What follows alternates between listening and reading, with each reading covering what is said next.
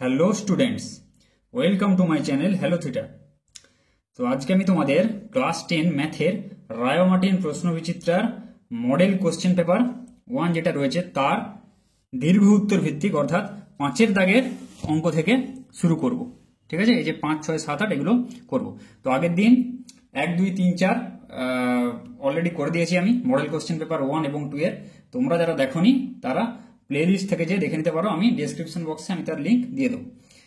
আর যারা চ্যানেলটিকে সাবস্ক্রাইব করেছো তাদেরকে অসংখ্য ধন্যবাদ, এবং যারা সাবস্ক্রাইব করনি তারা সাবস্ক্রাইব করে দাও আর বেল আইকনটি প্রেস করে দাও যাতে তোমরা কোনো নোটিফিকেশন মিস না করো। তো চলো দেরি না করে শুরু করছি। দীর্ঘ উত্তর ভিত্তিক যে প্রশ্নগুলো 5-এর দাগ থেকে শুরু করছি।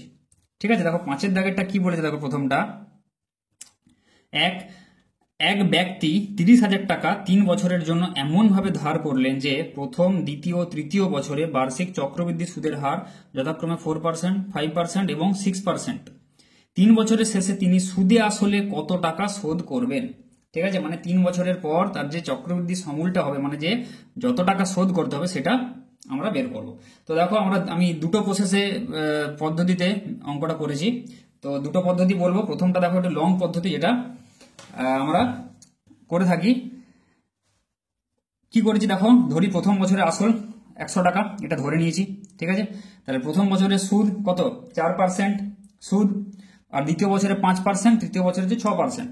তাহলে প্রথম বছরে 4% সুদের হারে সুদটা কত হবে, 100×4/100। তাহলে 100 কেটে যেয়ে থাকবে 4 টাকা।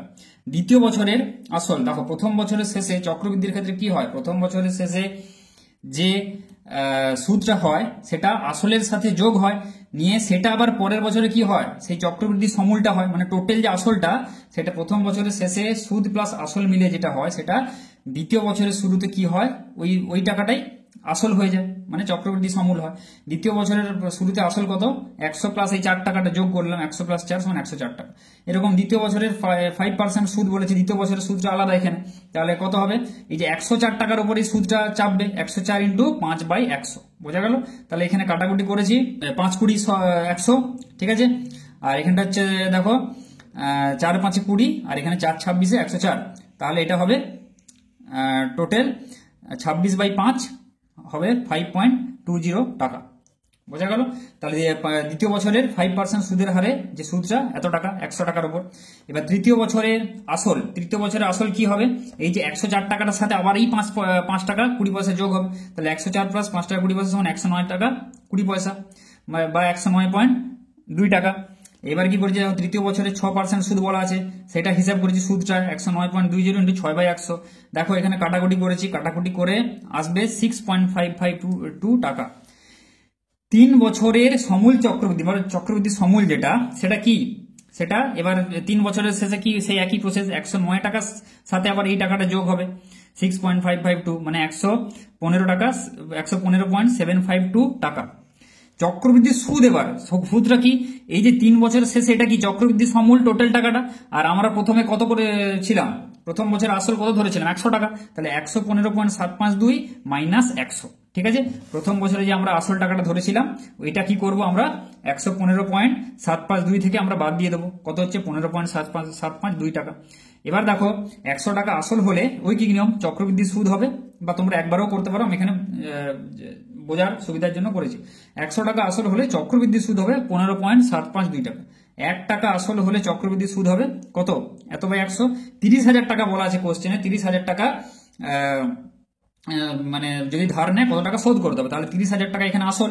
30,000 টাকা আসল হলে কত হবে, এইটা 15.752/100 ইন্টু 30,000 করেছি, এইখানটা কাটাকুটি করেছি। ঠিক আছে, এই দশমিক তুলেছি, এখানে নিচে 1000 দিয়েছি, তার জন্য যেমন এটা কাটাকুটি করবে সেরকম কাটাকুটি করবে, যেরকম করার নিয়ম দেখবে এটা আসবে 4725.60 টাকা। এটা আসছে সুদটা। ঠিক আছে, এই টাকাটা টোটাল যেটা চক্রবৃদ্ধির সুদ, যেটা সুদ আসল নয়, চক্রবৃদ্ধি 3 বছরের পর চক্রবৃদ্ধি সুদ চাইলো। এইবার 3 বছরের পর শেষে তাহলে তিনি কত শোধ করবেন, এই সুদ যেটা 30,000 টাকা, এই আসল যেটা 30,000 টাকা প্লাস এই যে চক্রবৃদ্ধি সুদ যেটা টোটাল 4725.60। তাহলে এই দুটো যোগ করতে আসবে 34,725.60 টাকা তাকে শোধ করতে হবে ব্যক্তিকে। বোঝা গেল? এই একটা পদ্ধতি হয়। আরেকটা পদ্ধতি যেটা আমি বলেছি, দেখো আরেকটা পদ্ধতি বিকল্প পদ্ধতি যেটা পি সমান এখানে কত বলা আছে 30,000 টাকা বলা আছে, তাই তো এখানে আসলটা।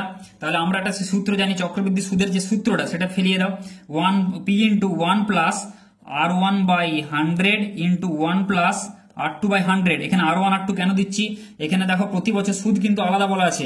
প্রথম বছরে হচ্ছে 4%, R2 হচ্ছে দ্বিতীয় বছরে 5%, আর R3 তৃতীয় বছরে আছে বলা আছে 6%, এটা বলা আছে। তাহলে R1 R2 এরকম করে করে আমরা লিখবো। যখন সুদের পরিমাণটা বিভিন্ন হয়, বিভিন্ন বছর প্রতি বছর আলাদা হয়, তখন এই সূত্রটা লাগাবো আমরা।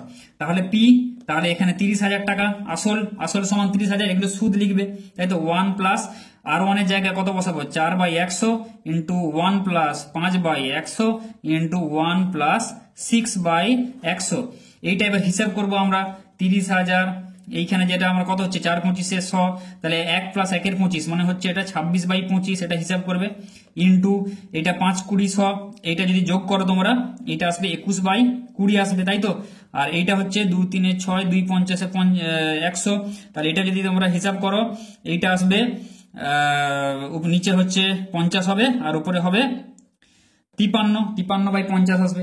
এইবারে এটা তোমরা যদি কাটাকাটি করো তাহলে ওই সেম যেটা বললাম 34,725.6 মনে বললাম, ওই টাকাটা এখানে অ্যান্সার হিসেবে লিখবে। এই টাকাটাই কাটাকাটি করে দেখবে এটাই আসবে। বোঝা গেল? আমি বিকল্প পদ্ধতি যেটা সেটা তোমাদের বলে দিলাম, যেটায় তোমাদের সুবিধা হবে সেটাই তোমরা করবে অঙ্কটা, ঠিক আছে? বোঝা গেল? এরপর দেখো 2 এর অঙ্কটা কি বলেছে দেখে নেওয়া যাক। 2 এর অঙ্কটা বলেছে একটি যৌথ ব্যবসায় 3 বন্ধুর মূলধনের অনুপাত 6:4:3, ঠিক আছে। 4 মাস পর প্রথম বন্ধু তার মূলধনের অর্ধেক তুলে নেন, ঠিক আছে। 4 মাস পর প্রথম বন্ধু মানে যে যার অনুপাতটা 6 ছিল, সে তার মূলধনের অর্ধেক টাকা তুলে নেন এবং 8 মাস পরে মোট লাভ হয়, কত লাভ হয় 61,050 টাকা লাভ হয়। তাহলে কে কত টাকা লভ্যাংশ পাবে, ঠিক আছে। এটা সেই অংশীদারি কারবারের অঙ্ক, দেখেই বুঝতে পারছো। তাহলে দেখো এই অঙ্কটা আমি কি করে করেছি, দেখো 6 এর দাগের এই 5 এর দাগের 2, তাই তো। তাহলে এখানে দেখো 3 বন্ধুর মূলধনের অনুপাত কত দেওয়া আছে 6:4:3। ধরি প্রথম দ্বিতীয় তৃতীয় বছর বন্ধুর মূলধন যথাক্রমে, তাহলে এখানে ধরে নিতে পারি সাধারণ অনুপাত যদি x হয় 6x 4x ও 3x টাকা ধরে নিয়েছি। 4 মাস পর প্রথম বন্ধু তার মূলধনের অর্ধেক তুলে নেন, তাহলে 1 মাস হিসেবে প্রথম বন্ধুর মূলধন যেটা হবে সেটা কত হবে, তাহলে যেটা মানে লভ্যাংশটা পাবে 1 মাস হিসেবে, সেইটা আমি হিসেব করেছি। দেখো 6x, তাই তো 6x টাকা ছিল প্রথম বন্ধুর মূলধন, 4 মাস খেটেছে, তাই তো 4 মাস অবধি খেটেছে, ইন্টু 4 প্লাস 4 মাস পর কি করেছে অর্ধেক তুলে নিয়েছে টাকাটা, মানে তখন টাকা কত হয়েছে 6x/2 হয়ে গেছে অর্ধেক, তাহলে অর্ধেক হয়ে কত হয়েছে 3x হয়ে গেছে 6x/2। এই টাকাটা বাকি কত, তাহলে 12 মাসে 1 বছর, তাহলে 4 মাস তো চলে গেল, তাহলে কত মাস থাকলো 8 মাস, তাহলে 3x ইন্টু 8 মাস, বাকি 8 মাস খাটলো। তাহলে বছরে হিসাব করলাম কত হলো, এটা দেখো এটা 24x প্লাস 24x, এটা হলো 48x টাকা। বোঝা গেল কিভাবে করছি? তারপর দেখো 1 মাস হিসেবে দ্বিতীয় বন্ধুর মূলধন, সেম দ্বিতীয় বন্ধু তো ওরা তো টাকা তুলেনি, ওরা কি করেছে ওরা পুরো বছরই কিন্তু টাকাটাকে খাটিয়েছে 1 বছর, তাহলে 4x ইন্টু 12, যে দ্বিতীয় বন্ধু দেখো 4x আছে 4x ইন্টু 12 মানে 48x। তৃতীয় বন্ধু সিমিলারলি সেও কিন্তু পুরো টাকাটা মানে 12 মাসই খাটিয়েছে, তাহলে হচ্ছে 3x ইন্টু 12, এইটা হচ্ছে 36x, ঠিক আছে। এবার তাদের লভ্যাংশের অনুপাত কি হয়, যাতে তাদের লভ্যাংশটা মূলধনের অনুপাত হিসেবে ভাগ হয়। তাহলে প্রথমে বেরিয়েছিল দেখো 48x, তারপরেরটাও 48x, তারপরেরটা হচ্ছে আমাদের 36x। তাহলে দেখো কি করেছি 48x is to 48x is to 36x তাদের লভ্যাংশের যে অনুপাতটা, তাহলে কত x গুলো কেটে দেবে, তাহলে 12×4=48, 12×4=48, 12×3=36, তাহলে 4:4:3। বোঝা গেল? এই লভ্যাংশের অনুপাতটা পেয়ে গেলাম। এবার প্রথম বন্ধু একে কত টাকা লভ্যাংশ পাবে জিজ্ঞেস করেছে, টোটাল লাভ কত হয়েছে 61,050 টাকা বলা আছে, তাহলে 61,50,000 ইন্টু তার আনুপাতিক ভাগ হার কত প্রথম বন্ধুর 4 ইন্টু 4 বাই, দেখো কি করবো আমরা সেই যোগ করে দেবো, 4 + 4 8, 9 10 11, তাহলে 4/11 প্রথম বন্ধুর যে আনুপাতিক ভাগার 4/11, দ্বিতীয় বন্ধুর আনুপাতিক ভাগার কত হবে সেটাও 4/11, আর তৃতীয় বন্ধুর আনুপাতিক ভাগার সেটা কত হবে 3/11। তাহলে এই আনুপাতিক ভাগার যেটা তাদের অনুপাতগুলো আমার একটা লাইন করতে পারো বা না করলেও হবে। প্রথম বন্ধু লভ্যাংশ পাবে কত 61,050 ইন্টু 4/11, দ্বিতীয় এটা হবে 22,200 টাকা আসবে, ঠিক আছে। 11 দিয়ে কাটবে পুরো ডিরেক্ট একদম, 11 তো মৌলিক সংখ্যা, কাজে 11 দিয়ে ডিরেক্ট ভাগ চলে যাবে, এটা 5 5 5 0 হবে এটা। তাহলে এটা দ্বিতীয় বন্ধু সেম হবে 4/11, তাই তো এটা সেম 61,050 ইন্টু 4/11 22,200 টাকা আসবে এখানে। আর এই তৃতীয়টা আসবে এটা আসবে, হ্যাঁ এইটা আসবে, এখানে একটা শূন্য থাকবে না, ঠিক আছে, 22200 এই টাকাটা আসবে, ঠিক আছে, 22,200 টাকা আসবে, ঠিক আছে। আর তৃতীয় বন্ধু লভ্যাংশ পাবে, তৃতীয় বন্ধু যে সে কত লভ্যাংশ পাবে 61,050 ইন্টু 3/11, ঠিক আছে, তাহলে 16,500 টাকা সে লভ্যাংশ পাবে সে, কেননা তার রেশিওটা কত, আনুপাতিক ভাগ 3/11 আছে, ঠিক আছে। তাহলে এটা অংশীদারি কারবারের অঙ্ক। এইরকম অঙ্ক কিন্তু পরীক্ষা আসবে, ভালো করে দেখে যাবে, ঠিক আছে। যে প্রথমে অনুপাতটা বের করে নিতে হবে তোমাদের, লভ্যাংশের অনুপাতটা বের করে, যে এবারে তার যে মোট যা লাভ হয়েছে সেটা দিয়ে তার আনুপাতিক ভাগার দিয়ে গুণ করে দিলে কিন্তু উত্তর চলে আসবে। এবার দেখো পরের অঙ্কে চলে যাওয়া যাক। 6.1 দেখো কি বলেছে, ax² plus bx plus b equal to 0 সমীকরণের বীজদ্বয়ের অনুপাত p/q হলে প্রমাণ করো যে √p/q plus √q/p minus √b/a সমান 0, ঠিক আছে। এইটা প্রমাণ করতে আমাদেরকে বলা আছে। তাহলে আমরা কি করব, দেখো ax² plus bx plus b সমান 0 সমীকরণের বীজদ্বয়ের অনুপাত হয় p/q হলে প্রমাণ করো যে এটা প্লাস। আচ্ছা আরেকটা জিনিস বলে রাখি, কোশ্চেনে তোমাদের এটা মাইনাস আছে কিন্তু এটা প্লাস হবে, নাহলে 0 আসবে না, ঠিক আছে, এটা হবে প্লাস, হবে প্লাস সাইন দেবে, ঠিক আছে। আচ্ছা ধরি বীজদ্বয় আলফা আর বিটা আছে, ধরি বীজদ্বয় দুটো ধরে নিলাম আলফা আর বিটা, আর বীজদ্বয়ের অনুপাত বলা আছে p/q, তাহলে প্রশ্নানুসারে কি α/β সমান p/q, বোঝা গেল। এবার আমরা কি জানি, বীজদ্বয়ের সমষ্টি কি জানি, মাইনাস b/a, মানে মাইনাস দেখো ax² plus bx plus c সমান 0 হলে তার কি হয়, মাইনাস b/a হয়। এক্ষেত্রে b এর মান কত, b যেটা আছে সেটা b থাকবে, আর a যেটা a, আর c এর মানটা এখানে b, তাই তো, c এর জায়গায় এখানে খালি b আছে, এই জায়গাটা মনে রাখবে। তাহলে alpha plus beta equal to minus b/a, মানে মাইনাস b/a লিখেছি।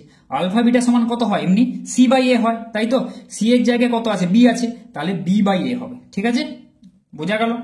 আচ্ছা এইবারে দেখো কি করেছি এখানে, এবারে √p/q প্লাস এটা এর জায়গায় কি p/q মানে কি α/β যেটা বললাম, তাহলে p/q এর জায়গায় α/β লিখে দিয়েছি, তাই তো।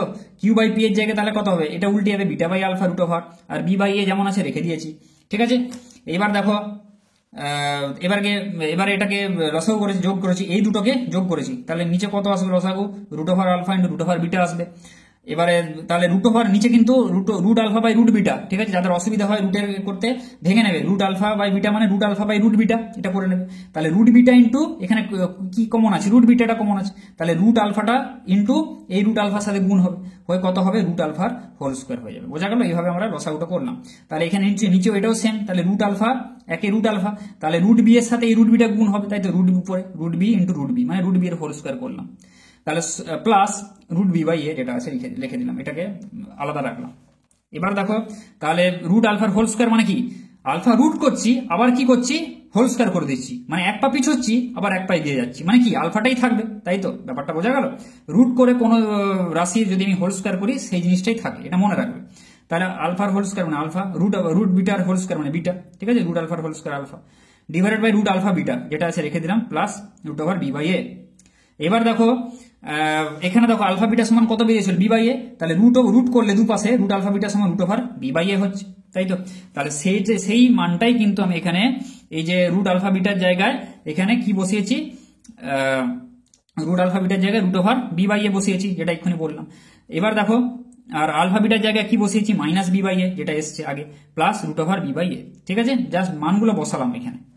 এবার দেখো এখানে কাটাকুটি যাবে, তাই তো, বা কাটাকুটি না করে তোমরা করোনিটেশন করেও করতে পারো। দেখো √b/a, তাই তো, যদি অসুবিধা হয় কাটাকুটি করতে, একবারে যদি কারোর ধরো কাটতে অনেকের অসুবিধা হয় যে √b/a ইন্টু √b/a সমান মানে b/a হয়, তাহলে যদি অসুবিধা হয় নিচের যে রুটটা আছে সেটা নিরসন করে ফেলবে, মাইনাস b/a, তাহলে উপরে নিচে সেই এ দিয়ে গুণ করবো, √b/a দিয়ে আমরা উপর নিচে গুণ করলাম, নিয়ে প্লাস √b/a যেটা আছে রাখলাম। এবারে দেখো কি মাইনাস b/a নিচে কত হবে, √b/a ইন্টু √b/a মানে কি বললাম, সেই রুট দুটো থাকলে রুটের মধ্যে দুটো যদি গুণ আকারে থাকে সেম রাশি, তাহলে কি হয়, রুটটা উঠে যায়, তাহলে b/a হবে, ইন্টু উপরে যেটা আছে উপরে √b/a সেটা আমি রেখে দিয়েছি, ঠিক আছে, প্লাস √b/a। এবারে এই b/a কেটে গেল, কত থাকলো, মাইনাস √b/a থাকলো, তাহলে মাইনাস √b/a প্লাস √b/a তাহলে এটা দুটো কেটে যাবে, সমান 0 আসবে। বোঝা গেল? এইটা তাহলে 0 প্রমাণ হয়ে গেল। তাহলে এটা বললাম যে তোমাদের কোয়েশ্চেনে যেটা এখানে প্লাস আছে, এই মাইনাস আছে, সেটা কিন্তু এখানে প্লাস হবে, নাহলে কিন্তু উত্তর আসবে না। কোয়েশ্চেনে প্রিন্টিং মিস্টেক হয়েছে হয়তো। তাহলে এই অঙ্কটা হবে এরকম ভাবে আমরা করব। 6 দাগে 2 কি বলেছে দেখো, একটি প্রেক্ষাগৃহে সারি ও স্তম্ভ আকারে বসার ব্যবস্থা আছে। প্রেক্ষাগৃহে মোট সারির সংখ্যা ও বসবার আসনের সংখ্যা সমান। এখানটা একটা জিনিস লক্ষ্য করো, মোট সারির সংখ্যা, এখানটা মনে রাখবে যে প্রতি সারিতে বসবার আসনের সংখ্যাটা হবে, এখানটা লিখে নেবে প্রতি সারিতে বসবার আসনের সংখ্যা সমান। যখন সারির সংখ্যা দ্বিগুণ এবং প্রতি সারিতে আসন সংখ্যা 10টি কমানো হয়, তখন আসন সংখ্যা 300টি বৃদ্ধি পায়। প্রেক্ষাগৃহের মোট সারির সংখ্যা কত? এই কোশ্চেনটা আমাদেরকে করতে হবে। তাহলে দেখো এটা কিভাবে করব। ধরি প্রেক্ষাগৃহের বা ঘরের মোট সারির সংখ্যা আমরা ধরে নিয়েছি x। ঠিক আছে, এখানে কি বলা আছে বেসিক্যালি দেখো, এখানে ধরো সারির সংখ্যা বলা আছে ধরো, আর কি বলা আছে, প্রত্যেক সারিতে মানে যতগুলো সারি আছে প্রত্যেক সারিতে আমাদের আসন সংখ্যা সমান। এখানে দেখো 4টা সারি রয়েছে, তাই তো, এগুলোকে সারি বলে, মানে যে অনুভূমিক যেগুলোকে। আর প্রত্যেক সারিতে বসার সংখ্যা 4টা আছে, টোটাল 4টা সারি, আর প্রত্যেক সারিতে আসন সংখ্যাও 4টা, এই দুটো সমান। তাহলে আমরা ধরে নিই যে ধরি ঘরের মোট সারির সংখ্যা হচ্ছে x, তাহলে প্রেক্ষাগৃহের প্রতি সারিতে আসন সংখ্যাও x হবে, তাই তো, যেটা বললাম দুটোই সমান হবে। তাহলে মোট আসন সংখ্যা কত? এক্ষেত্রে মোট আসন সংখ্যা কত হয়? 4টা আছে, প্রতিটায় যদি 4টা করে থাকে, তাহলে 4 প্রতি সারিতে 4 ইন্টু 4টা সারি, তাহলে 4 ইন্টু 4 16খানা হবে। সেরকম এক্ষেত্রেও মোট আসন সংখ্যা কত হবে? x into x, x square, মানে প্রত্যেক সারিতে আসন সংখ্যা x এবং মোট সারির সংখ্যা x, তাহলে x স্কোয়ার। তাহলে আমি এখানে লিখে দিচ্ছি মোট আসন সংখ্যাটা মনে রাখবে x স্কোয়ার। বোঝা গেল? মোট আসন সংখ্যা। যখন সারির সংখ্যা দ্বিগুণ, আমরা পাটে পাটে করছি, ঠিক আছে, ভেঙে ভেঙে করবো, অত চাপ নেই। যখন সারির সংখ্যা দ্বিগুণ, দেখো সারির সংখ্যা কটা বলা আছে? 4টা বলা আছে। যখন সারির সংখ্যা মানে এই সারির সংখ্যা x খানা বলা আছে, সারির সংখ্যা ধরেছি। যখন সারির সংখ্যা দ্বিগুণ, তখন কত? সারির সংখ্যা দ্বিগুণ করলে সারির সংখ্যা হয় 2x। ঠিক আছে, আচ্ছা। এবং প্রতি সারিতে আসন সংখ্যা 10টি কমানো হয়, তাহলে প্রতি সারিতে আসন সংখ্যা কত ধরেছি? সেটাও x, যেহেতু সমান, তাই তো, প্রতি সারিতে আসন সংখ্যা x। তাহলে প্রতি সারিতে আসন সংখ্যা 10টা কমানো হলে তাহলে প্রতি সারিতে এখন আসন সংখ্যা কত? x - 10। ঠিক আছে, ব্যাস, এবার ভেঙে ভেঙে করবো। তাহলে এখন মোট আসন সংখ্যা কত? 300টি বৃদ্ধি পায়। তাহলে আগে যে আসন সংখ্যাটা যেটা বললাম কি হয়? x স্কোয়ার, যেটা বলেছিলাম, তাহলে 300টি বৃদ্ধি পায় মানে কি x স্কোয়ার প্লাস 300 হয়ে যায়। বোঝা গেল? তাহলে মোট আসন সংখ্যা এইটা। এবার এই হিসেব এই দিক থেকে যদি আমরা দেখি যে যখন সারির সংখ্যা দ্বিগুণ, ঠিক আছে, এখন সারির সংখ্যা দ্বিগুণ 2x, আবার প্রতি সারিতে আসন সংখ্যা x - 10, তাহলে মোট আসন সংখ্যা কত? মানে x - 10 ইন্টু 2x, সেটাই করলাম। দেখো x - 10 ইন্টু 2x করে ফেললাম। মানে আমাকে বাম দিক আর ডান দিকটা সমান করতে হবে, সেই জন্য বাম দিক থেকে একটা মিলালাম, আর ডান দিক থেকে যেটা x স্কোয়ার প্লাস 300 যোগ করে ফেললাম, যে 300 আমাদের যোগ করতে হবে, যেটা বলেছে যে 300 আসন সংখ্যা 300 বৃদ্ধি পায়। ঠিক আছে, তাহলে 2x into x - 10 is equal to x square plus 300। এটা হয়ে গেল, একটা সমীকরণ এখানে হয়ে গেল। এবার এই সমীকরণটাকে সমাধান করে x বের করব, তাই তো। আমাদের মোট কি চেয়েছে? মোট সারির সংখ্যা চেয়েছে। মোট সারির সংখ্যা কত হবে সেটা বের করতে বলেছে। ঠিক আছে, তাহলে কি করব? এক্ষেত্রে x এর মানটা এখানে বের করতে হবে। তাহলে হিসাব করেছি, দেখো বোঝা গেল তো এটা কিভাবে বললাম, যে বাম পক্ষ আর ডান পক্ষ মিলালাম, যে মোট সারির সংখ্যা যেটা মোট আসন সংখ্যা যেটা, সেটা দুপক্ষে আমরা সমান করলাম মোট আসন সংখ্যাটা। ঠিক আছে, তাহলে 2x স্কোয়ার মাইনাস 20x, এবার হিসাব করো x স্কোয়ার প্লাস 300। বোঝা গেল? তারপরে দেখো এখানে 2x স্কোয়ার, এই x স্কোয়ারটাকে এদিকে নিয়ে গেছি, মানে মাইনাস x স্কোয়ার হয়ে গেছে। আচ্ছা, মাইনাস 20xটা রেখেছি, মাইনাস 3 সবগুলোকে সমানের এদিকে নিয়ে এসেছি, মানে মাইনাস হয়ে গেছে ইজ ইকুয়াল টু 0। এবার 2x square minus x square মানে x square minus 20x minus 300 is equal to 0। x square, এবার এটাকে দেখো মিডিল টার্ম করেছি, মিডিল টার্ম কি? 30 10 300, তাই তো। তাহলে হচ্ছে x square minus 30x plus 10x, এই মানে 20xটাকে লিখেছি minus 30x plus 10x, middle term যেমন করে মাইনাস 300 সমান 0। তাহলে x কমন নিয়ে যে x into x minus 30 plus 10 into x minus 30 is equal to 0। তাহলে দুটো আসছে x minus 30 into x plus 10 is equal to 0। তাহলে x মাইনাস 30 সমান 0 একটা হবে, এখান থেকে x সমান 30 বেরোবে, আর একটা x প্লাস 10 সমান 0, এখান থেকে কত বেরোবে? x সমান মাইনাস 10 বেরোবে। এবার দেখো মোট সারির সংখ্যা চেয়েছে, মোট যে সারির সংখ্যা কিরকম হয়? হয়তো 10টা হবে, 5টা হবে, 20টা হবে, 21টা হবে, 13টা হবে, 14টা হবে, কিন্তু কখনো কি ঋণাত্মক হতে পারে? কখনো ঋণাত্মক হবে না। মোট সারির সংখ্যা কোনো নেগেটিভ, মোট সারির সংখ্যা -10 কখনো শুনেছো? তাহলে এটা হবে না, এটা অগ্রাহ্য, তাহলে এটা নেওয়া যাবে না। তাহলে আমরা কোনটা নেবো? 30টা। অতএব মোট সারির সংখ্যা যেহেতু এখানে ঋণাত্মক হতে পারে না, এটা লিখেছি, অতএব মোট সারির সংখ্যা হবে 30টি। এটাই হবে উত্তর। বোঝা গেল অঙ্কটা কি করে হবে? একবার দেখে নাও। 7 দাগের অঙ্কটা দেখো। এরপরে কি বলেছে দেখো, একের সরলতম মান নির্ণয় করো। 1/, এই সরলতম মানটা নির্ণয় করতে বলেছে। ঠিক আছে, দেখো কি করে করো। তাহলে এটার মান নির্ণয় করতে বলেছে 1/√12 মাইনাস √140 যেটা, সেটা কিন্তু পুরোটা আবার রুটের মধ্যে আছে, কিন্তু √ পুরোটা রুট 8 মাইনাস √60 মাইনাস 2/√10 মাইনাস √84। ঠিক আছে, এবার দেখো কি করেছি, √140 এর কি করেছি? উৎপাদকে বিশ্লেষণ করেছি। তাহলে √140 কত হবে? √140 কে এমনি ভাঙো, তাহলে 2 7 14 0 70 2 35, এখানে কত হবে? 5 7 35, তাহলে 2 × 2 × 5 × 7, সেটাই লিখেছি দেখো। এবার দেখো 2 × 2 × 5 × 7, √ আছে মানে পুরোটা রুট দিয়েছি। এবার কি হয়, রুটের মধ্যে দুটো থাকলে, দুটো একই সংখ্যা থাকলে সেটাকে আমরা রুটের বাইরে বার করে দিতে পারি একটাকে, তাই তো? তাহলে দুটো 2 মিলে একটা 2 হয়েছে এবং সেটা রুটের বাইরে বেরিয়ে গেছে। ব্যাপারটা বোঝা গেল? আচ্ছা, তাহলে কত থাকলো বাকিগুলো? √5 × √7। ঠিক আছে, এরকম লিখলাম আমি।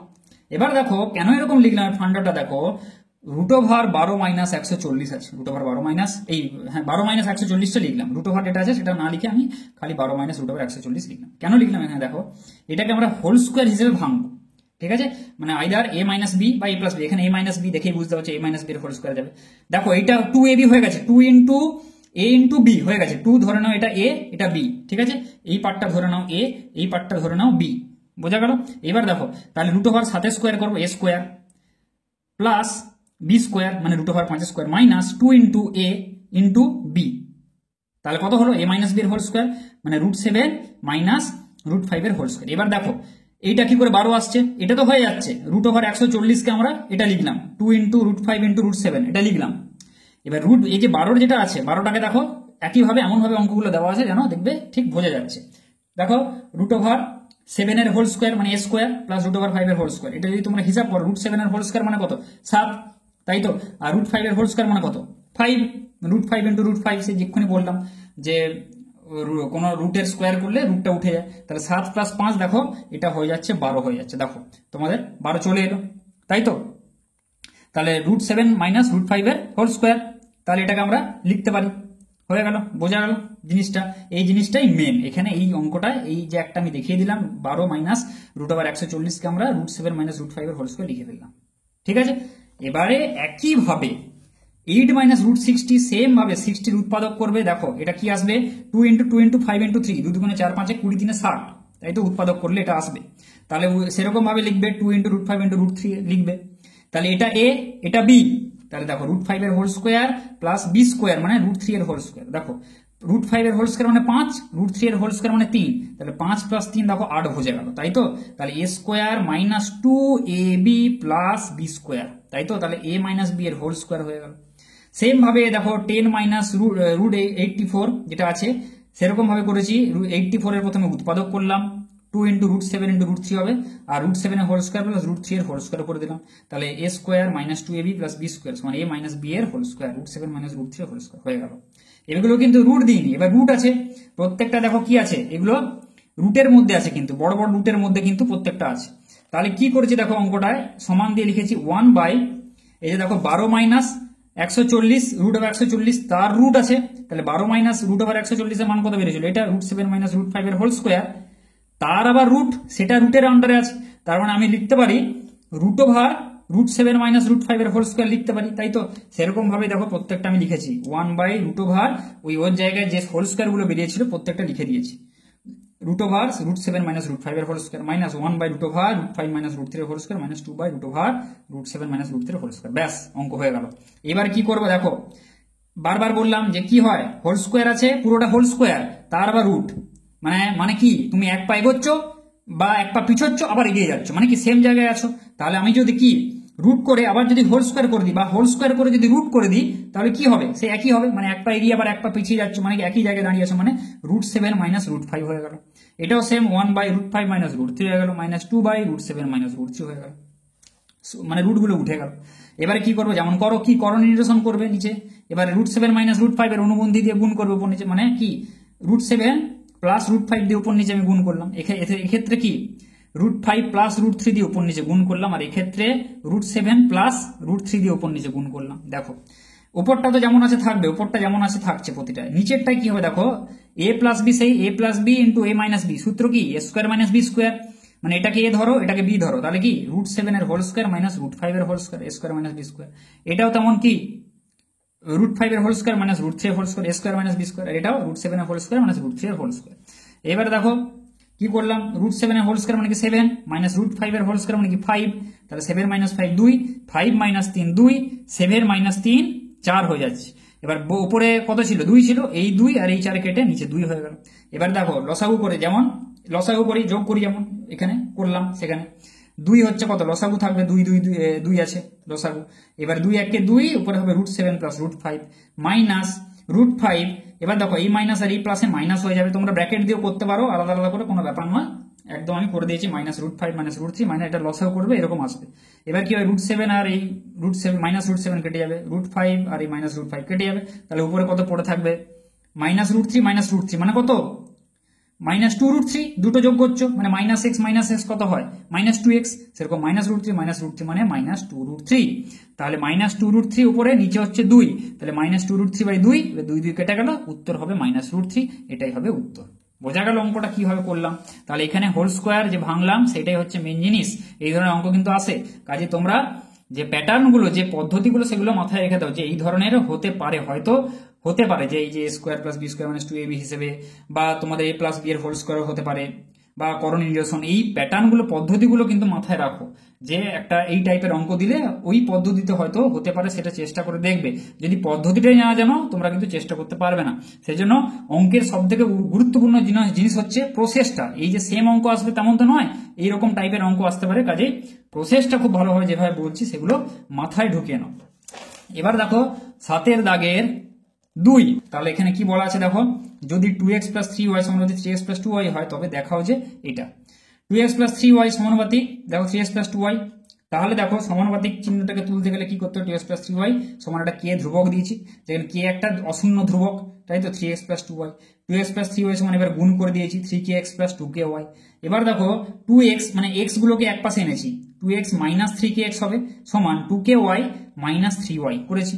এবার দেখো x কমন নিয়েছি, x ইন্টু 2 মাইনাস 3k সমান এখান থেকে y কমন নিয়েছি 2k মাইনাস 3। এবারে x সমান কত, y ইন্টু 2k মাইনাস 3, মানে 2k মাইনাস 3টাকে আমি আগে লিখেছি, 2k minus 3 into y divided by 2 minus 3k, তাই তো। এবার দেখো x সমান, এটা কি পুরোটা কনস্ট্যান্ট, দেখো 2k minus 3 by 2 minus 3k পুরোটা কনস্ট্যান্ট, এর জায়গায় আমি m ধরতে পারি, m একটা কনস্ট্যান্ট, তাই তো m, x সমান তাহলে my, যেখানে 2k minus 3 by 2 minus 3k সমান m, তাহলে x সমানুপাতিক y, x সমান কোন ধ্রুবক ইন্টু y হলে কি আমি সমান চিহ্নটা তুলে দিতে পারি, তাহলে x সমানুপাতিক y, এটা আমি লিখলাম। এবার দেখো বাম পক্ষ কি বলেছে, x এর কিউব প্লাস y কিউব, এটা বলা আছে বাম পক্ষটা, তাহলে x এর জায়গায় আমি কি বেরিয়েছে my বেরিয়েছে, তাহলে x এর জায়গায় বসালাম my এর হোল কিউব করলাম প্লাস y কিউব, তাহলে কি m কিউব y কিউব পুরোটার কিউব হয়ে যাবে, m cube y cube plus y cube, তাহলে এবার y কিউব যদি আমরা কমন নিই কত হবে m কিউব প্লাস 1, তাহলে দেখো এবারে m কিউব প্লাস 1 এটাও একটা কনস্ট্যান্ট, তাহলে কনস্ট্যান্টের জায়গায় আরেকটা আমি একটা ধ্রুবক দিচ্ছি m1, তোমরা যা হোক দিতে পারো, k দিতে পারো, m ড্যাশ দিতে পারো, যা হোক দিতে পারো, সেটা কোনো ব্যাপার নয়। তাহলে m1 ইন্টু y কিউব এটা আমি রাখলাম, তাই তো, তাহলে কিউব বেরোলো দেখো x cube plus y cube সমান m1 into y cube. Similarly এবার ডান পক্ষ ধরলাম xy into x minus y, কত হচ্ছে দেখো my, x এর জায়গায় my বেরিয়েছে, তাই তো my বসিয়েছি, my ইন্টু y, x এর জায়গায় my আর y যেটা আছে y রাখলাম, আবার x এর জায়গায় দেখো my মাইনাস y, বোঝা গেল। এবার সমান কি করলাম my স্কোয়ার গুণ করলাম ইন্টু, এবার দেখো y কমন নিলাম, ভেতর থেকে y কমন নিলে কত y ইন্টু m মাইনাস 1, সেটাই করলাম। এবার দেখো এই যে y, এই y স্কোয়ার গুণ করলে কত হয় y কিউব হয়, my কিউব ইন্টু কত হয় m মাইনাস 1 যেটা হয় সেটা এখানে লিখলাম। এবার দেখো m ইন্টু m মাইনাস 1টা আমি পাশাপাশি লিখলাম, গুণ আকারে আছে তো আমি এটাকে এখানে নিয়ে আসতেই পারি, m মাইনাস 1 y কিউবটাকে আমি পরে লিখলাম। এবার দেখো m ইন্টু m মাইনাস 1 মানে কি, সেটা একটা আরেকটা ধ্রুবক, একে আমরা লিখছি m2, তাহলে m2 ইন্টু y কিউব ঠিক আছে, এখানে আমরা এর জায়গায় m2 লিখলাম, তাহলে m2 ইন্টু ওয়াই কিউব। তাহলে বাম পক্ষ কি বেরোলো? বাম পক্ষ বেরোলো m1 ইন্টু ওয়াই কিউব, ডান পক্ষ বেরোচ্ছে m2 ইন্টু ওয়াই কিউব, এটা বেরোচ্ছে। তাহলে কি হচ্ছে দেখো, m1 ওয়াই কিউব সমানুপাতিক m2 ওয়াই কিউব লিখতে পারি, কেননা m1 m2 দুটোই তো কনস্ট্যান্ট, তাহলে একটা সমানুপাতিক লিখতে পারি, কেননা কি y1 কিউব সমানুপাতিক, এটাকে যদি এদিকে নিয়ে যাও তাহলে m2 by m1 into Y cube হয়ে যাবে, তাই তো? সেই জন্য আমি এই দুটোকে সমানুপাতিক লিখতে পারি, কেননা y আর y সমান আছে, y কিউব আর m1 আর m2 টা কনস্ট্যান্ট, দুটো খালি আলাদা আছে, সেই জন্য আমি সমানুপাতিক দিতেই পারি। অতএব LHS সমানুপাতিক RHS, তাই তো? এটাই তো LHS বেরিয়েছিল, আর এটা RHS বেরিয়েছে, তাহলে LHS বাম পক্ষ সমানুপাতিক ডান পক্ষ। তাহলে বাম পক্ষ কি বলা আছে কোশ্চেনে? x cube plus y cube, আর ডান পক্ষ বলা আছে xy into x minus y. ব্যাস, বাম পক্ষের জায়গায় এটা লিখেছি, ডান পক্ষের জায়গায় এটা লিখে দিলাম, তাহলে এটাই আমাদের প্রমাণ করতে বলেছে, এটা প্রমাণ চলে এলো। ঠিক আছে, আচ্ছা এবার দেখো 8 এর দাগের 1-এর অঙ্ক চলে যাবো। ঠিক আছে, 8 এর দাগের 1-এরটা কি বলেছে দেখো, 8 এর দাগের 1-এরটা বলা আছে কোশ্চেনে 3x মাইনাস 2y সমানুপাতিক x প্লাস 3y সমান 5:6 হলে 2x plus 3y is two 3x plus 4y এর মান কত? ঠিক আছে, তোমাদের এই আচ্ছা এটা দেখে নাও, তারপর বলে দিচ্ছি এটা সমান কত। দেখো 3x minus 2y by x plus 3y করেছি সমান 5/6, এটা করেছি, তাই তো? এটা মানে এটা লিখতে পারি। এবার কোনাকুনি গুণ করেছি, 6 3 18x, তাই তো? মাইনাস 6 2 12y সমান 5 into x 5x plus 5 into 3 15y করলাম। এবার দেখো 18x মাইনাস এক্স গুলোকে এক পাশে আনবো, 18x মাইনাস 5x, সবসময় এক্স আর ওয়াই কিন্তু আলাদা নিয়ে যাবো, এটা মনে রাখবে। 18x মানে এরপর প্রসেসটা কি করবো, অনেকে হয়তো কনফিউজ হয়, কি বললাম, সবসময় এক্স গুলোকে এক পাশে রাখবো, ওয়াই গুলোকে এক পাশে রাখবো, যে কোনো অঙ্কে সবসময় এক্স স্কোয়ার এক্স এগুলোকে আলাদা করে নেবো। 18x মাইনাস 5x সমান 15y প্লাস 12y, মাইনাসটার দিকে গেলে কি হয়, প্লাস হয়ে যাবে, প্লাস 12y। তাহলে 13x 18x মাইনাস 5x সমান 13x, 15y প্লাস 12y মানে 27y। তাহলে x বাই ওয়াই মানে ওয়াইটাকে নিচে নামিয়ে দিলাম, x বাই ওয়াইটা আমার চাই সমান 27/13, তাই তো? x বাই ওয়াই মানে ওয়াইটাকে নিচে নামালাম, তাহলে সমানের এদিকে কত পড়ে থাকবে, 27 পড়ে থাকবে, 27 লিখলাম, আর 13টা গুণ হিসেবে ছিল, 13টাকে নামিয়ে দিলাম ভাগ হিসেবে, তাহলে x বাই ওয়াই সমান 27/13, এটা একটা পেয়ে গেলাম। বোঝা গেল? এটা এবার কি কাজে লাগবে, কেন বের করলাম, দেখো এটা বের করতে বলেছে এর মান 2x plus 3y by 3x plus 4y। এবারে কি করেছে, উভয় লব আর হরকে y দিয়ে ভাগ করবো, লব আর হরকে y দিয়ে ভাগ করে পাই, দেখো 2x plus 3y by y, নিচেও 3x plus 4y by y।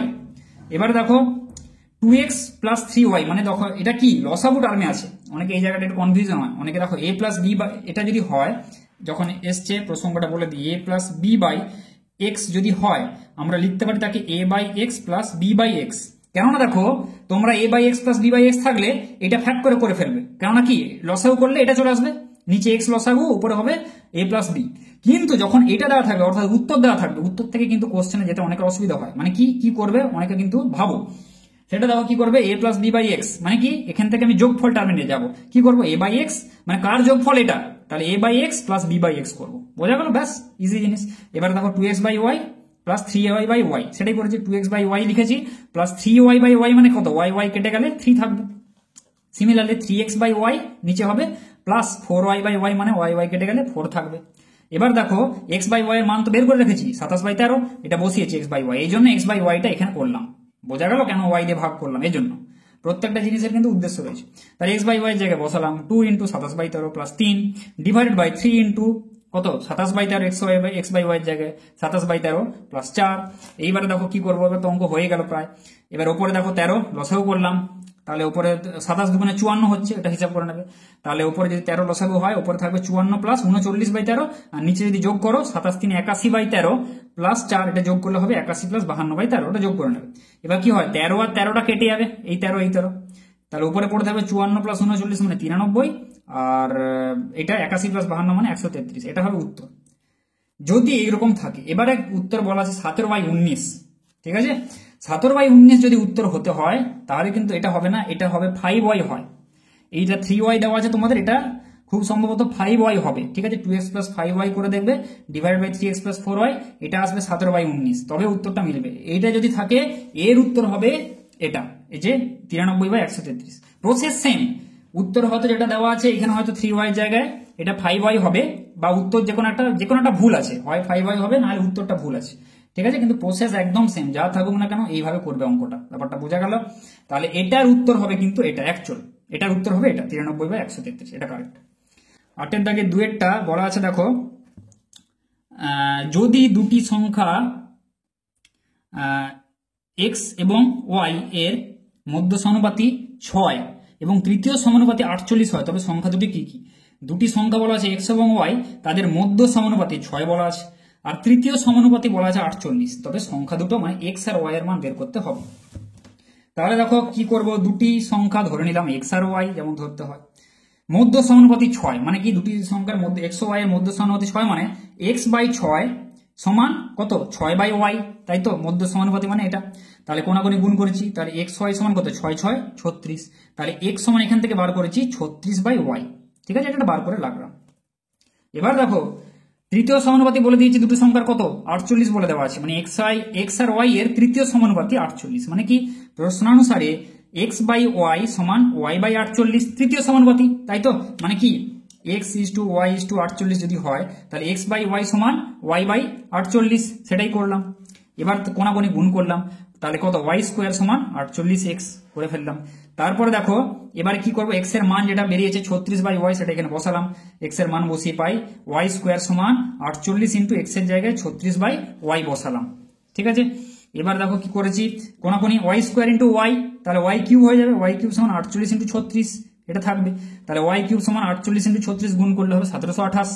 এখান থেকে দেখো y³ সমান 1728 হলে y সমান হবে 12। কি করে 12 হবে দেখিয়ে দিই একবার। এখানে 1728 এর উৎপাদক করেছি, এরকম করে 2 864 1728 এরকম করে করে যাবে, এটা হচ্ছে উৎপাদক 1728, দেখে নাও এটা। এবারে কিউব কি করে করতে হয় জানো তো? 1728 এর কিউব দেখো, এখানে তিনটে কিউবের ক্ষেত্রে মানে যেখানে 3 থাকবে কিউবের ক্ষেত্রে কিন্তু ঘনমূল, তাহলে বর্গমূলের ক্ষেত্রে দুটো 2 মিলে আমরা একটা 2 নিতাম, ঘনমূলের ক্ষেত্রে তিনটে 2 মিলে আমরা একটা 2 নেবো, আর পরের তিনটে 2 মিলে একটা 2 নেবো, আর পরের যে তিনটে 3 আছে, এই একটা 3, এই একটা 3 আর এই একটা 3 মিলে একটা 3 নেবো। তাহলে এই দুটো মানে এই 2 ইন্টু এই 2 ইন্টু এই 3 করবো, ঠিক আছে? তাহলে 2 2 4 ইন্টু 3 4 মানে 12 হয়ে যাবে, এটা 12 বুঝা গেল? তাহলে y এর মান হয়ে গেল 12। এবার x এর মান কি করে বের করবো? এবার কি y এর মানটা এখানে বসিয়ে দাও, x সমান 36/y, y এর মান কত বেরিয়েছে, 12 বেরিয়েছে, তাহলে বসিয়ে দাও x সমান 36/12 মানে কত, 12 3 36, x এর মান 3। তাহলে সংখ্যা দুটি কি ধরেছিলাম, সংখ্যা দুটি তো ধরেছিলাম x আর y, আর সংখ্যা দুটি আমাদের চেয়েছিল, তাহলে সংখ্যা দুটি বেরিয়ে গেল x আর y এর মান, সংখ্যা দুটি তাহলে একটা 3 আর একটা হচ্ছে 12, ঠিক আছে? এটাই হবে উত্তর, ঠিক আছে? এবারে দেখো তোমাদের পরের যে অঙ্কটা 9-এর দাগের, ঠিক আছে? 9-এর দাগের কি বলেছে দেখো, মাধ্যমিকে পড়েছে, এগুলো কিন্তু দেখে যাবে, এগুলো মানে যে তোমাদের যে বই যে প্রমাণগুলো, প্রত্যেকটা উপপাদ্যের প্রমাণ কিন্তু দেখে যাবে। এটা দেখো, প্রমাণ করো কোন বৃত্তের একটি বৃত্তচাপের দ্বারা গঠিত সম্মুখ কেন্দ্রস্থ কোণ ওই চাপের দ্বারা গঠিত যে কোনো বৃত্তস্থ কোণের দ্বিগুণ। তাহলে কেন্দ্রস্থ কোণ বৃত্তস্থ কোণের দ্বিগুণ, ওই যে প্রমাণটা ওটা দেখবে, ঠিক আছে? এটা আমি করিনি, এটা বইয়ে আছে, সেই জন্য আমি একদম পৃষ্ঠা নাম্বার লিখে দিয়েছি। 9-এর দাগের একেরটা, 9-এর দাগের একেরটা হবে দেখো পেজ 123, তোমাদের যে ক্লাস 10-এর টেক্সট বই আছে গণিত প্রকাশ, সেটা পেজ 123 উপপাদ্য 34, ঠিক আছে? টেক্সট বুকের ওটা দেখবে, একদম সেম উপপাদ্য, ওই উত্তরটা হবে, ওটা লিখবে। আচ্ছা, কোশ্চেন 2 যেটা আছে দেখো, সেম, প্রমাণ করো যে বৃত্তস্থ চতুর্ভুজের বিপরীত কোণগুলি পরস্পর সম্পূরক, মানে 180 ডিগ্রি দেখাতে হবে। দেখো মাধ্যমিকে কতবার এসছে দেখো, 16 13 10 7 এগুলো এসছে প্রথমটা, দ্বিতীয়টা 23 22 রিসেন্ট সালে এসছে দেখো, 15 11 8 5 2000 এগুলো এসছে, মক টেস্ট পেপার এগুলো কিন্তু এসছে, খুব ইম্পর্টেন্ট, এগুলো কিন্তু খুব ভালো করে দেখে যাবে। 9-এর দাগের 2 এগুলো কিন্তু ছাঁকা নাম্বার পাবে, 5 কিন্তু পেয়ে যাবে। এখানে কত আছে, এখানে দেখো 5 আছে, 5 নাম্বার এখানে পাবে। প্রমাণ করে যে বৃত্তস্থ চতুর্ভুজের বিপরীত কোণগুলি সম্পূরক। তাহলে 9-এর দাগের যে 2 এই অঙ্কটি তোমরা দেখবে পেজ 164 পাতা, ঠিক আছে? 164 পাতার উপপাদ্য হচ্ছে 38 নম্বর উপপাদ্য, মনে রাখবে। আর এই টেক্সট বুকে তোমাদের ক্লাস 10-এর পেজ 164 পাতায় দেখে নেবে ওটা, ঠিক আছে? তাহলে পরের অঙ্কে চলে আসা যাক। পরের অঙ্কটা কি আছে দেখো, 10-এর দাগের অঙ্ক কি বলেছে দেখো, ABC এবং DBC একই ভূমি BC এর ওপর BC এর একই পাশে অবস্থিত। তাহলে BC এর ওপর E যে কোনো একটি বিন্দু, E বিন্দু দিয়ে AB ও BD এর সমান্তরাল সরলরেখা AC ও DC বাহুকে যথাক্রমে F ও G বিন্দুতে ছেদ করেছে, প্রমাণ করেছে AD সমান্তরাল FG। দেখো এখানে কি বলেছে দেখো, ABC এই একটা ত্রিভুজ বলা আছে, ত্রিভুজ ABC এবং ত্রিভুজ DBC এই দুটি ত্রিভুজ এখানে বলা আছে, যেটা বিসি যে ভূমি আছে তা একই পাশে অঙ্কিত। দেখো এটাও একই পাশে অঙ্কন করা হয়েছে, এটাও একই পাশে অঙ্কন করা হয়েছে, ভূমির একই পাশে। এইবারে কি বলেছে দেখো, বিসি এর ওপর ই যে কোনো একটা বিন্দু, এটা মধ্যবিন্দু নয় কিন্তু, বিসি এর উপর ই যে কোনো একটা বিন্দু, সেখান থেকে আমরা কি করলাম, এ বি এর সমান্তরাল করে ইএফ টানলাম একটা আছে, আরেকটা বিডি এর সমান্তরাল করে ইজি টানলাম। ঠিক আছে, তারা যথাক্রমে এখানে এসি বিন্দুকে এফ বিন্দুতে ছেদ করেছে একটা, এটা যেটা ইএফ যেটা এবি সমান্তরাল করে টেনেছি, আর যেটা ই বিডি এর সমান্তরাল করে যেটা ইজি টেনেছি সেটা এই সিডি কে জি বিন্দুতে ছেদ করেছে। তাহলে আমাদের প্রমাণ করতে হবে যে এডি সমান্তরাল এফ জি, এডি সমান্তরাল এফ জি, এই যে এফ জি আর এডি এরা পরস্পর কিন্তু সমান্তরাল, এটা আমাদের প্রমাণ করতে হবে, এইটা আর এইটা। ঠিক আছে, তাহলে দেখো কি করেছে, দেখো ত্রিভুজ এবিসি এর ক্ষেত্রে, ত্রিভুজ এ বি সি এই ত্রিভুজটার ক্ষেত্রে দেখো আমরা থ্যালাসের উপপাদ্য লাগবে, তো এক্ষেত্রে দেখেই বুঝতে পারছো, এপি সমান্তরাল এবি, এফ ই সমান্তরাল এবি, এই ত্রিভুজটা ভাবো, বাকি সব ভুলে যাও, এ বি সি এইটা ভাবো, এই যে এইটা। ঠিক আছে, তাহলে দেখো এফ ই সমান্তরাল এবি, তাই তো। এবার থ্যালাসের উপপাদ্য অনুযায়ী কি হয়, কোনো বাহুর সমান্তরাল করে যদি কোনো আরেক দুটো বাহুর কোনো দুটো বিন্দু থেকে যদি আমরা সমান্তরাল টানি, তাহলে কি হয় যে তাদের যে অন্য বাহু দুটোর যে অনুপাতগুলো সমান হয়, তাহলে কি হয় এখানে সিই বাই ইবি, দেখো তাহলে এই ত্রিভুজটার ক্ষেত্রে এবিসি ত্রিভুজের সিই বাই ইবি সমান C F by F A, তাহলে সিই বাই ইবি সমান C F by F A, বোঝা গেল, ওটাই করেছি, এটা 1 নম্বর সমীকরণ। তারপর দেখো ত্রিভুজ ডিসিবি, এবার এই ত্রিভুজটা কনসিডার করো, ডিসিবি এটা, ঠিক আছে, এই যে ডিসিবি এই ত্রিভুজটা কনসিডার করো, এইটা এই ত্রিভুজটা। ঠিক আছে, ডিসিবি এর ক্ষেত্রে দেখো কি করেছি, দেখো ইজি সমান্তরাল বিডি, এখানে দেখিয়ে দিই ছবিতে, ইজি এই ইজিটা সমান্তরাল কি হয় বিডি, তাহলে ইজি সমান্তরাল বিডি হলে কি সেই থ্যালাসের উপপাদ্য অনুযায়ী কি হয়, সিই বাই ইবি সমান কি হয় সিজি বাই জিডি, এটা লিখবো, তাই তো। কারণ এই ত্রিভুজের ক্ষেত্রে আরেকবার বলে দিচ্ছি, এই ত্রিভুজটার ক্ষেত্রে এই বাহুটা সমান্তরাল, তাহলে কি হবে থ্যালাসের উপপাদ্য অনুযায়ী সিই বাই ইবি সমান সিজি বাই জিডি, তাহলে সেই তাদের বাহুগুলির অনুপাত সমান হবে, সেটাই করেছি এখানে। দেখো সিজি বাই জিডি সমান সিই বাই ইবি, এটা 2 নম্বর সমীকরণ লিখলাম।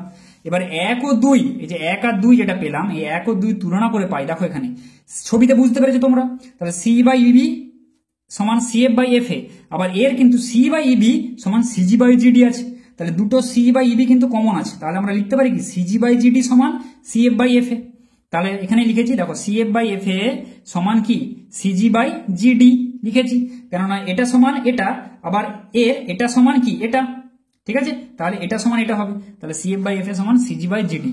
দেখো C F by F A সমান সিজি বাই জিডি, ছবিতে দেখিয়ে দিই, দেখো C F by F A C F, ঠিক আছে, সি এফ বাই এফ এ।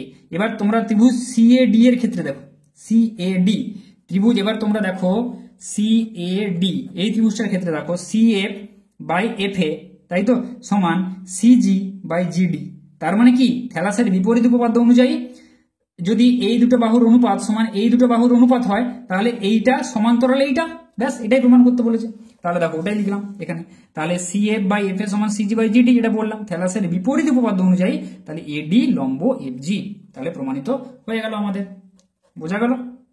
আচ্ছা, তারপরে 2 দেখো কি বলেছে, দেখো 10 দাগের 2 এবিসি ত্রিভুজের বিএসি সমকোণ, ঠিক আছে, সিডি মধ্যমা হলে প্রমাণ করে যে বিসি স্কোয়ার সমান CD square plus 3AD square, ঠিক আছে।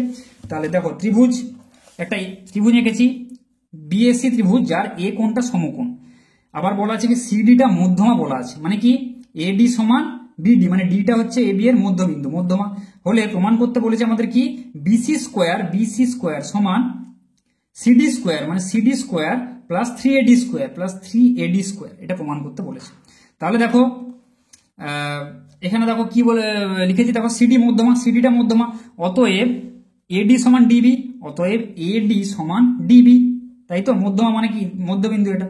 তাহলে এবার আমরা যদি এবি বিচার করি, এবি সমান কত, এবিটা এডি প্লাস ডিবি, এবি মানে কি পুরোটা সমান এডি প্লাস ডিবি, সেটাই লিখেছি দেখো এডি প্লাস ডিবি। এবার আবার আমরা কি পেলাম, এডি সমান ডিবি, তাহলে আমরা কি লিখতে পারি, ডিবির জায়গায় আমরা এডি লিখে দিচ্ছি, দেখো এই ডিবির জায়গায় আমরা এডি লিখছি, তাহলে এডি প্লাস এডি মানে 2AD হয়ে গেল, তাহলে এবি সমান পেলাম 2AD। এবারে এ পাশটা হিসাব করে দেখো, ত্রিভুজ বিএসি এর ক্ষেত্রে, ত্রিভুজ বিএসি এর ক্ষেত্রে আমরা এটা 90 ডিগ্রি, তাহলে পিথাগোরাসের সূত্র অনুযায়ী আমরা কি পাবো, AB square plus AC square, তাই তো, সমান বিসি স্কোয়ার, পিথাগোরাসের উপপাদ্য অনুযায়ী পেলাম। এবার দেখো এবি সমান কি পেয়েছি, 2AD পেয়েছি, তাই তো, এবি সমান আমরা পেয়েছি 2AD, এটা পেয়েছি, তাহলে এখানে এবির জায়গায় 2AD বসালাম, 2AD হোল স্কোয়ার সমান প্লাস এসি স্কোয়ার সমান বিসি স্কোয়ার, যেমন আছে রাখলাম। এবার 2AD হোল স্কোয়ার মানে কি 2 এর হোল স্কোয়ার 4, তাহলে 4AD স্কোয়ার। এবার দেখো এই যে ডিএসি আরেকটা ত্রিভুজ আমরা কনসিডার করেছি, ডিএসি, এই ত্রিভুজটার ক্ষেত্রে কি হয় দেখো, এডি স্কোয়ার প্লাস এসি স্কোয়ার, সেই পিথাগোরাসের সূত্র, এসি স্কোয়ার সমান কি সিডি স্কোয়ার, এইটা, তাহলে সেটাই লিখেছি দেখো, ডিএসি এর ক্ষেত্রে এডি স্কোয়ার প্লাস এসি স্কোয়ার সমান সিডি স্কোয়ার। এবার এসি স্কোয়ারের মানটা এখানে বের করেছি, কেন বের করেছি, যাতে আমরা এই এসি স্কোয়ারের জায়গায় এখানে বসাবো, তাহলে এসি স্কোয়ার সমান কত, সিডি স্কোয়ার মাইনাস এডি স্কোয়ার। এবার এই এসি স্কোয়ার এই যে ভ্যালুটা পেলাম সিডি স্কোয়ার মাইনাস এডি স্কোয়ার, সেটা এখানে বসালাম, এই যে এই এসি স্কোয়ারের জায়গায় সিডি স্কোয়ার মাইনাস এডি স্কোয়ার বসালাম এখানে, সমান বিসি স্কোয়ার যেটা আছে লিখে দিলাম। এবার দেখো 4AD স্কোয়ার মাইনাস এডি স্কোয়ার মানে কত, 3AD স্কোয়ার, এটা হচ্ছে ডি, ঠিক আছে, এটা ও নয়, এটা ডি, প্লাস সিডি স্কোয়ার সমান বিসি স্কোয়ার লিখে দিলাম। এবার দেখো তাহলে এটাই প্রমাণ করতে বলেছে 3AD square plus CD square সমান বিসি স্কোয়ার। এবারে ঘুরিয়ে আমরা লিখলাম যে বিসি স্কোয়ারটাকে এদিকে আনলাম, বিসি স্কোয়ার সমান CD square plus 3AD square. দেখো এটাই প্রমাণ করতে বলেছে, আমাদের কিন্তু প্রমাণ করে আমরা ফেললাম, ঠিক আছে। এবার দেখো থাক, আজকে এতটাই থাক, পরের দিন থেকে যে বাকি যে অঙ্কগুলো আছে সেগুলো আমি তোমাদের করে দেবো, কারণ একটা ভিডিওতে দিলে ভিডিও অনেক বড় হয়ে যাবে, অত অঙ্ক করলে কিন্তু পাগল হয়ে যাবে। তাহলে আজকে থাক, তো তোমরা আগের যারা মডেল কোশ্চেন 1 আর 2 যারা দেখোনি তারা আমার প্লে লিস্টে যে দেখে নাও, আর এই কোশ্চেনগুলো আমি কিন্তু দিতে থাকবো আস্তে আস্তে করে, লং কোশ্চেন যতগুলো আছে মডেল 1, 2, 3, 4 থেকে, বা হয়তো অন্য মডেল কোশ্চেন আমি যদি শুরু করে থাকি ধরো 12 কি 21, তার কিন্তু সমস্ত কোশ্চেন আমি কিন্তু করে দেওয়ার তোমাদের চেষ্টা আমি করব, ঠিক আছে। এরকম হয়তো অনেকদিন কখনো অতি সংক্ষিপ্তগুলো আমি হয়তো দিলাম 3-4টা, ধরো লং কোশ্চেনগুলো আমি তার সাথে সাথে দিতে থাকবো। কাজেই তোমরা প্লে লিস্ট আমার দেখবে, যে প্লে লিস্টটা যেটা আছে আমার চ্যানেলে, ক্লাস 10 রায় মার্টিন প্রশ্নবিচিত্রা 2025 ভলিউম 2 যে প্লে লিস্ট বলে একটা প্লে লিস্ট আছে, সেখানে আমার সমস্ত ভিডিও কিন্তু এই রায় মার্টিনের ম্যাথের কিন্তু দেওয়া রয়েছে। কাজে ভিডিওটি যদি ভালো লাগে তাহলে লাইক করো, বন্ধুদের সাথে শেয়ার করো, আর যদি কিছু ডাউট থাকে, বুঝতে অসুবিধা হয়, বা কোনো কিছু জিনিসে তোমাদের ভিডিও চাই, তাহলে নিচে কমেন্ট করে জানাও।